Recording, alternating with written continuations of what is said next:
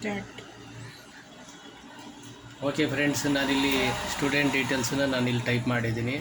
ಇವತ್ತು ನಾನು ನಿಮಗೆ ಹೇಳ್ತಾ ಇರೋಂಥ ಟಾಪಿಕ್ ಏನಪ್ಪ ಅಂತಂದರೆ, ಸ್ಟೂಡೆಂಟ್ ತೊಗೊಂಡಿರೋಂಥ ಮಾರ್ಕ್ಸಲ್ಲಿ ರ್ಯಾಂಕನ್ನು ನಾವು ಫೈಂಡ್ ಮಾಡಬೇಕು ಅಂತಂದರೆ, ಇಲ್ಲಿ ನಿಮಗೆ ಗೊತ್ತಾಗ್ತಾ ಇದೆ ಸ್ಟೂಡೆಂಟ್ ಲಿಸ್ಟನ್ನು ಬರೆದಿದ್ದೀವಿ.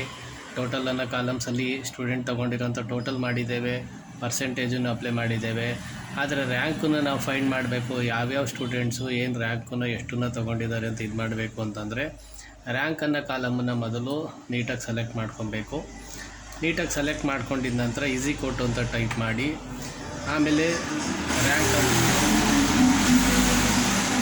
ರ್ಯಾಂಕ್ ಅಂತ ಟೈಪ್ ಮಾಡ್ಕೊಬೇಕು. ರ್ಯಾಂಕ್ ಅಂತ ಟೈಪ್ ಮಾಡಿದ ನಂತರ ಓಪನ್ ಬ್ರ್ಯಾಕೆಟ್ ಅಪ್ಲೈ ಮಾಡಿ. ನೆಕ್ಸ್ಟ್ ಇಲ್ಲಿ ಪರ್ಸೆಂಟೇಜ್ ಅಂತ ಏನು ಕಾಣಿಸ್ತಾ ಇದೆ, ಇದ್ರ ಮೇಲ್ಗಡೆ ಮೌಸನ್ನು ಕ್ಲಿಕ್ ಮಾಡ್ಕೊಬೇಕು. ಮತ್ತು ಕಾಮ ಹಾಕಿ, ಮತ್ತು ಉಳಿದಿರೋ ಅಂಥದ್ದು ಏನು ಕೆಳಗಡೆ ಇರೋಂಥ ರ್ಯಾಂಕ್ ಅಂತ ಇದೆ ಅದನ್ನು ಮೇಲ್ಗಡೆನೂ ಸೇರಿಸಿ ಸೆಲೆಕ್ಟ್ ಮಾಡ್ಕೊಬೇಕು.